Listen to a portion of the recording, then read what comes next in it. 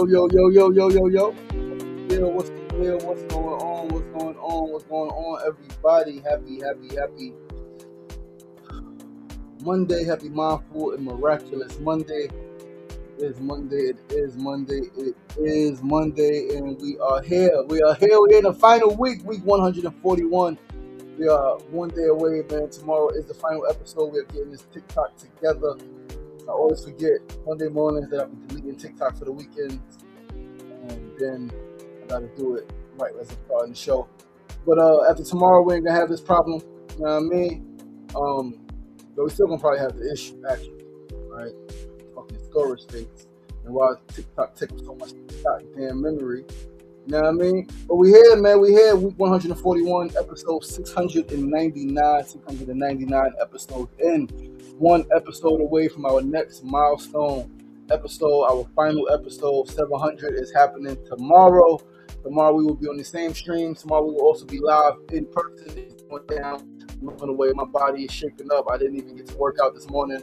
I was up early, and yeah, that's the discipline. I got to get out the damn bed. I laid in the bed. Always comfortable, man, next to bed. I just stayed in the bed, man, and then dozed back off. And then when I woke back up, it was too late. Right, it was too late. I had stuff to do. I didn't get to work out, man. I had to get the notes together and just get my body together. I ate a lot yesterday. Ate some good food yesterday. Went to Natural Blend and had some home cooked food. And oh man, what a weekend! But yeah, I'm loving the way my body is shaping up. My chest it's all coming together. All right, my arms, yeah, it's all coming together. My shoulders have always been fire. But listen, man, it's episode 699 of SRDaily. One episode away from our finale, man. And I promise you, I cannot wait until tomorrow. Have the episode, let this shit go, and then do something different, man. I'm extremely excitedly looking forward to what's next. All right, to what's next, man. Mona Love, what's up, baby girl? What's the deal? Peace and love. Yo, it's Monday, August 24th, 2026. We got a lot of notes to cover, man. We can't cover them all. My freaking document is too many notes in one document. The document is 3 years old. It is actually a Google Doc document. It's 579 pages right now. It's too long. I put some notes in. It said I had to delete the notes because I couldn't edit it. I couldn't do anything with it, right, in the Google Doc. I never knew that Google Doc had a limit to how many pages it could be. Yeah, so I guess even though I was writing a book on here, I would have to transfer to something else, right, or add a second note. Yeah, wow. Interesting. Because, yeah, it's 579 pages, Google Docs, right? That could be a book. Motherfuckers write books, 500 pages, 700 pages. I'll have to go somewhere else. But listen, man, we do got a lot of notes to cover. We do have a funeral service, funeral to go to later this morning. Man, found out this weekend that a dearly beloved sister, man, a great sister, fellow artist, mother, daughter, creative genius, transitioned this past weekend, man. Urilla Cave. Devastating. A lot of mutual friends. I've known her for a few years, not too long. But a lot of friends are devastated, man. She's all up and down the timeline, Facebook, Instagram. A lot of people knew her. A lot of people loved her. She was one of a kind, man. Like somebody said, everybody's homegirl. Definitely homegirl vibes. Definitely representing her community. Tomorrow we're actually gonna do a little tribute to her. Talk a little bit more about her impact. During the finale tomorrow, man. We're going to talk about a few people tomorrow, man. But yeah, we here. Let us pull these notes up, man. We started 141, episode 699. We are almost at the fucking finale. Tomorrow is the 700th, the final episode. I cannot believe it. When I first started this shit, I was like, we're gonna do this shit until we can't do it no more. That's what I said. I've always said that. It was never a number. I was like 1,000, 2,000. I was like, but I'm gonna do it until I can't do it anymore. Until the spirit of doing the show is no longer there with me. Until I no longer have the excitement. Until I no longer feel like, or let me say, no longer have. Until I feel complete. And right now, I feel complete. I feel 100% complete with the show. So yeah, I just had to put that back out there, man. But episode 699. First segment of the day. Today is a phrase. Today's phrase is two words. Very simple yet very powerful words. Get busy. Get busy, get busy, get busy, get busy, get busy. Like dead ass get busy, man, in your life, right? With your health, with your finances, on your dreams, in your community. Just get busy. Get active. Do something worth being talked about and documented. Do something. Do something memorable, right? Like even that you're gonna remember. It's not about other people, but do some shit that you're gonna remember. I was listening to a talk yesterday, day before yesterday, something like that, and somebody was talking about the person I was listening to said something like, you know, the reason why you can't remember some of your days because some of your days weren't memorable. And I was like, wow, that's powerful, right? So like live memorably. Live in a way where you could go back and be like, yo, this day was this. Now, sometimes you can live such a full day where you can't remember every single thing. And that's a life well lived, right? But there's some people who really can't remember what they did. They're like, yo, I don't know. Like, I can't remember. It's because there was nothing fucking meaningful done. A lot of people, too often, too many of us, myself included at a time, live meaningful or meaningless lives, and we go about our days aimlessly, and we don't really have a focus or a goal or a direction, and so we make no impact. All right, we don't do anything that we remember that's worth remembering for us, let alone somebody else. And yeah, man, shit just goes by the wayside, right? So yeah, man, get active, get busy, again, in your life, in your community, in your family. Organize some shit, set some shit up, address some shit, do some shit, go out and get some shit done, man. Let's go to our second segment, though. Need to know news of the day. Again, there's so much shit happening in the world. So much shit happening in the world, man. So much shit happening in the world. We are going to pull up some of these notes, right? We got a lot of shit to talk about. Specifically, though, we're going to talk about a little bit about the Nolan Wells case. We're going to talk a little bit about Gary, Indiana. We're going to talk a little bit about Lincoln Terrace Park here in Brooklyn, a young woman who was murdered by a guy, a man she knew.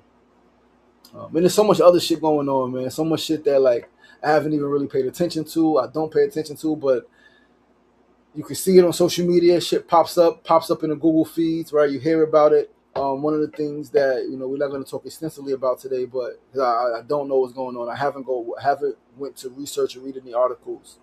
But a dear brother of mine is posting pretty extensively about a woman who, I guess, took the lives of her children and postpartum, and there's a whole argument now about that. And it's like, man. And then I watch, it's just so much. So much. I personally don't tap into the news the way I once did. But although we have needs in the news of the day, I like to focus on positive news. I like to focus on, more local news. Obviously, I've covered global stuff. I've covered national stuff. I've covered headlines. All right. But yeah, it's so much. It's so much. I remember listening to Les Brown talking. He was like, cut the news off. There's no way you could watch the news and be at peace. The news makes you miserable. The news makes you angry. The news makes you sad. And that's like, okay, that's a real response, right? Like, shit is fucked up. So you read it, you hear about it, it makes you sad, it makes you feel cool. The challenge that a lot of people don't know how to get back to their center, don't know how to get back to their balance. Anyway, let's go over here to where these notes did survive. They didn't survive on the Google Docs, right? But I did do a little update, and they did survive. Just in the notes that Mona said, Mona is still producing these shows, right? She is still, and she's still doing this shit. So, first we're gonna start with Gary, Indiana. Thousands of residents in Gary, Indiana, which is predominantly black community. All right, they're enduring a catastrophic multi-week power outage that began on August 11th. It is now August 24th. That is 13 days without power. It says the crisis was triggered by a severe weather system, including derecho, I don't know what that is, and tornadoes that blasted the region with extreme flash flooding, torrential rainfall, and straight line wind gusts reaching up to 99 to 100 miles per hour. 99 to 100 miles per hour wind gusts is fucking insane. The disaster has knocked out critical infrastructure. We talked about infrastructure last week and how important infrastructure is to physical infrastructure to maintain in a city, to maintain in the town, a neighborhood, right?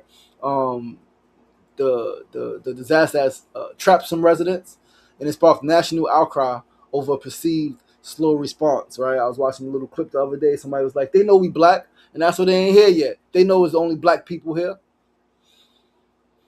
And that's why we gotta take care of each other, and we gotta love each other, right? And we gotta stop ostracizing ourselves and othering each other, right? It's like love is the answer, and we just gotta love each other a little more, so that when things like this happen, um, everyone, all of our people are coming to our rescue because they love us and they care about us, and they don't want to see us struggle. They don't want to see us suffer. They don't want to see us lose our lives, our properties, our homes, right? So let's look at the current scope and status, the numbers. While the local utility company, NIPSCO, has restored power to over 345,000 customers across the region, roughly 17,000 and 20,000 citizens in Gary remain entirely in the dark. Gary has experienced the most severe and widespread damage of any community in NIPSCO's territory. Restoration timeline. NIPSCO has given a full final restoration target date for Gary of Tuesday, August 25th, 2026. So by tomorrow night, many residents or all residents are supposed to have their power back. But by then, many residents will have spent 2 weeks without electricity. All right, residents describe being in survival mode. Gas stations, grocery stores, and pharmacies were initially completely shut down. Many people are under a boil advisory for water, running noisy generators, navigating pitch black roads at night, and dealing with backed up sewage. There's no way this could be good. This is fucking terrible. Terrible, terrible, terrible, terrible, terrible, terrible, terrible. Terrible, terrible. Let's look at the FEMA request. The governor has requested an expedited major disaster declaration from FEMA, estimating residential property damages across the state between $550 million and $5 billion. Emergency state relief funds are currently providing grants up to $5,000 to affected households. The humanitarian aid, the global food charity World Central Kitchen, has arrived on the ground, scaling up to serve thousands of hot meals daily at the City Life Center, alongside local organizations. School community is fucked up. Now let's move a little bit, right? Let's change direction a little bit. We're gonna go now and talk about Nolan Wells. If you don't know, Nolan Wells, an 18-year-old black college athlete, died under highly scrutinized circumstances after a 4th of July boat trip with 3 white friends. Local authorities initially suspected accidental drowning without foul play. That's, of course, what they initially suspected. Local authorities. The rest of us initially suspected foul play. And we still suspect and know foul play.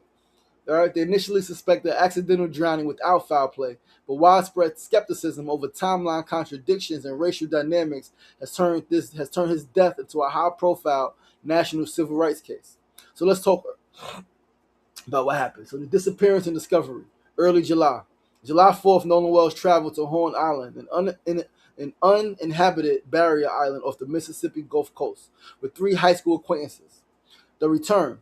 His friends returned to the mainland without him, claiming Wells chose to stay on the island voluntarily with the woman he just met. So his friends left him. Right? They said he chose to stay on the island with the woman he just met. I'm not leaving my friend on the island with the woman he just met. Number one, we went together. I'm not leaving him behind. I'm not doing that. If that's my friend, I don't give a fuck. Yo, either we all stand or we leaving. Come on, man, we out. Tell her bye. See you later. If I see you ever again, I'm out. Yo, bro, come on, we leaving. We not staying over here. We got things to do, right? It took his friends nearly 6.5 hours after departing to notify Wells' mother that he was missing. 6.5 hours later, finally say, "Oh, he's missing." They came up with a story during that time. Tried to come up with a story. Tried to call their parents, maybe call their peoples, and be like, "Yo, we fucked up." A park ranger on July 6th, a park ranger discovered Wells' body face down in the water off the northwest shore of Horn Island. The initial ruling: Jackson County Sheriff John Ledbetter publicly announced that drowning was suspected and no foul play was immediately indicated. Bull fucking shit. Family outcry, conflicting evidence, late July. Legal escalation, distrusting local law enforcement. The family retained prominent civil rights attorney Ben Crump. High-profile leaders like the Reverend Al Sharpton joined the push for transparency. The phone discrepancies. Investigators recovered Wells' phone from his friends. So that means that they left him on an island with this girl that he just met and took his phone. Why'd you take his phone? I'm sure he didn't voluntarily. If that's what happened, I'm sure he didn't say, yo, take my phone. I'm sure that's not what happened. Right? Yo, take my phone, bro. You leaving? Take my phone here. Yeah, right. Bullshit. So, the investigators recovered Wells' phone from his friends. The family discovered that his Snapchat videos, photos, and location history from that afternoon had been completely deleted. July 22nd, independent autopsy. Ben Crump released results from a private autopsy. The pathologist ruled the cause of death as undetermined and noted significant red discoloration and trauma to the back of Wells' head. Back of his head, trauma. July 30th. State officials completed the official state autopsy, but the findings were sealed from the public. Current status, August 2026. Grand jury. Jackson County District Attorney Angel Myers McGrath confirmed that the completed state autopsy and all active case materials will remain sealed until they are presented to a grand jury to determine if a crime occurred. Forensic phone battle. As of mid-August, Crump's legal team and the district attorney are attempting to coordinate a joint forensic examination of Wells' cell phone using a neutral digital lab.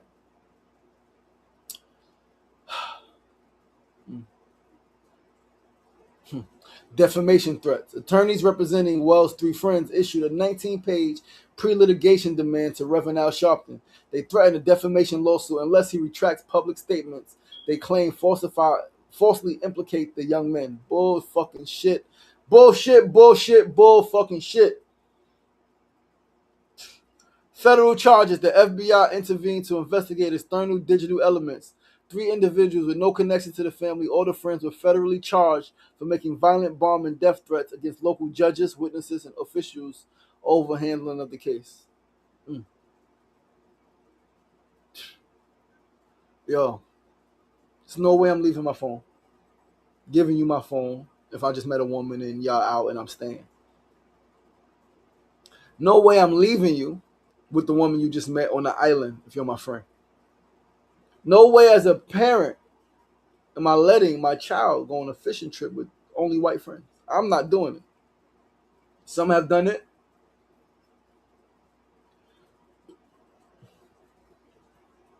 I'm not in Mississippi. If I'm doing that, it's somewhere like in New York. It's somewhere like where things are a little different. It still happens. Of course, it's still prejudice, discrimination, right? Bigotry based on race. But things are a little different in New York. I'm not letting my child in Mississippi, my family in Mississippi. This shit is fucked up in every fucking way. And then let's go talk about something different. Murder in Lincoln Terrace Park. Let's talk about this shit. Let's talk about the murder in Lincoln Terrace Park. I mentioned it, I think, a little bit last week.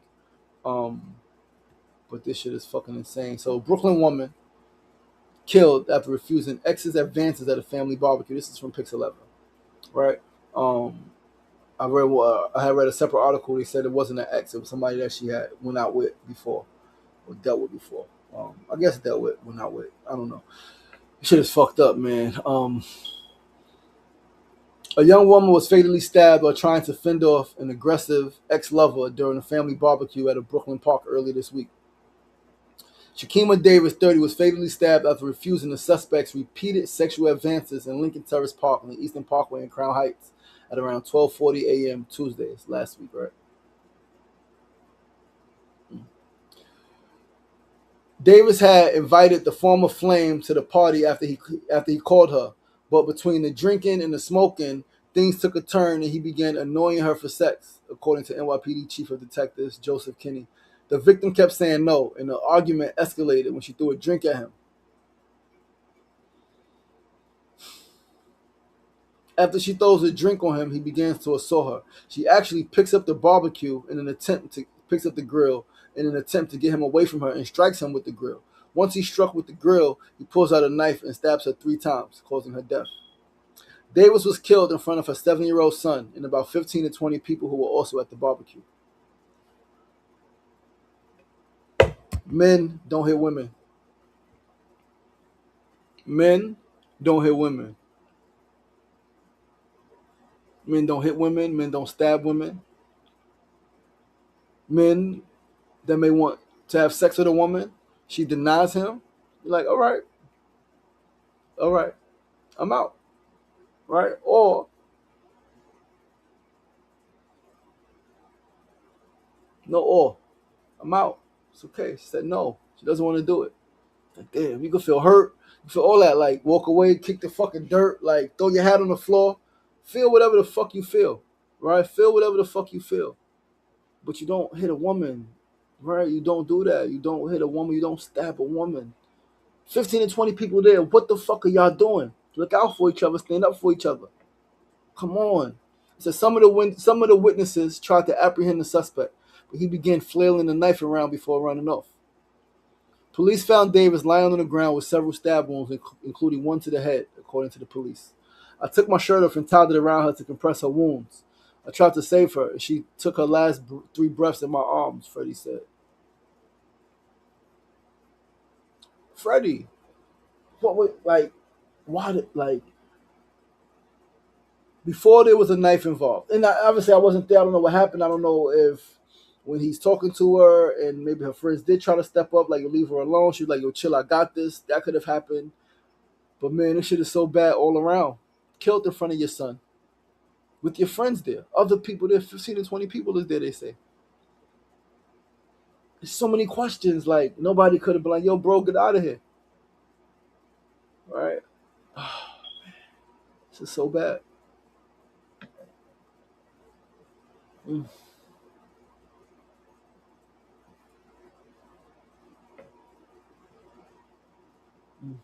This is so bad. They got the guy's name. Yeah, this is so bad, man. Because, like, I can't even advocate for jail, right? Um, Restorative justice. I don't like prison. I don't think prison is a solution. Um, because it doesn't, this guy going to jail doesn't stop something else from happening to somebody else like this, right? But, man, rest in peace. Rest in peace, Nona Wells.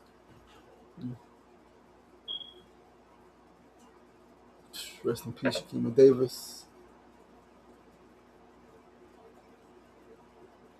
It's bad all around, man. Bad all around. Bad all around. All around badness. Let's go to our fourth and final segment of the day. Today's fourth segment, our build of the day. Today's build is just men need to address men. All right, men committing acts of violence against women is not a woman's issue. It's not a women's issue. It's not. It's a men's issue. It's an issue for us to address and for us to handle because the violence that's being committed against women by men, these men are in friend groups, right? These men have brothers, they have uncles. So we have to check each other and hold each other accountable. I like to think, in my opinion, oftentimes if a man commits acts of violence against a woman, his friends knew he was capable of those actions. His friends knew he was capable of those actions. In the case of this brother killing Shakima Davis, whoever his friends are, I like to think, more often than not, knew that he was capable of this type of shit. Maybe he hit a woman before. Maybe in conversation it comes up like, yo, I'll do such and such to a B.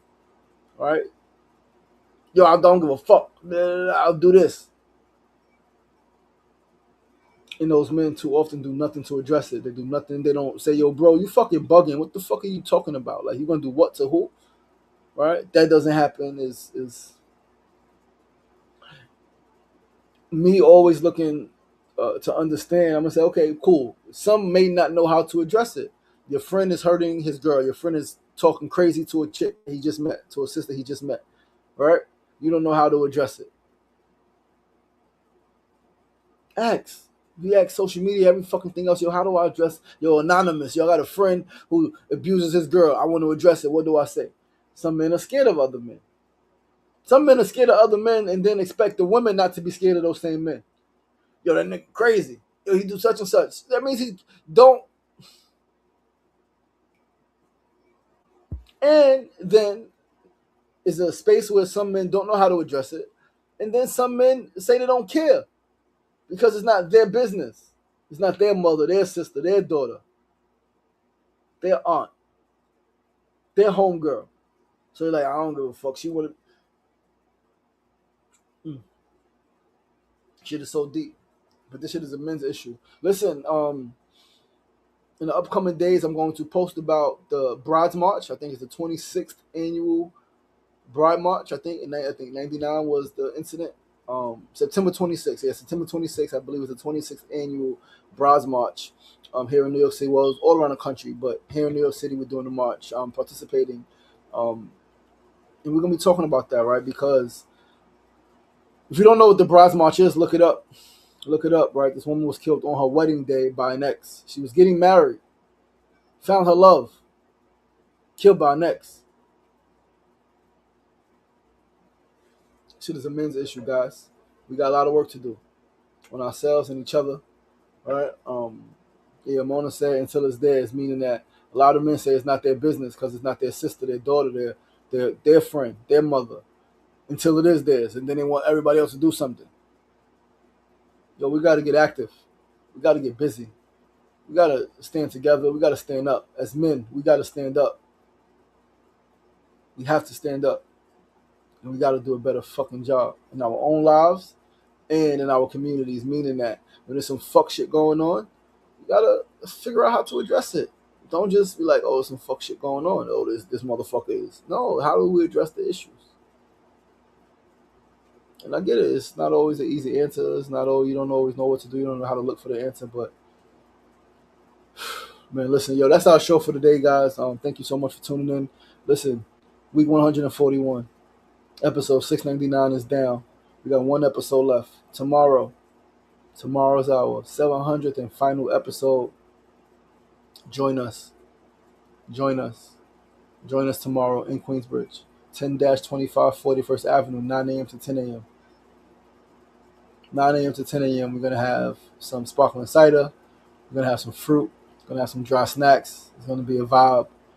Come through. Come through, man. Come through. Please join me.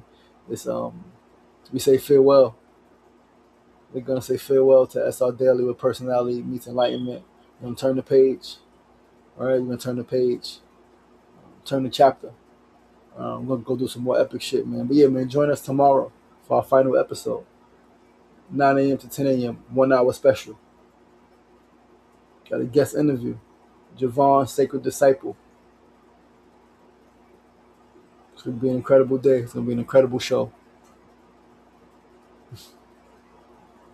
It's been a crazy ride. Thank you guys for tuning in. Baby love, thank you for tuning in. Thank you for consistently tuning in. Thank you for the help the last 2 weeks in producing these shows, coming up with the content to discuss. Yeah, man, this is last time you see me in this tank top, right? Tank top fucking host, right?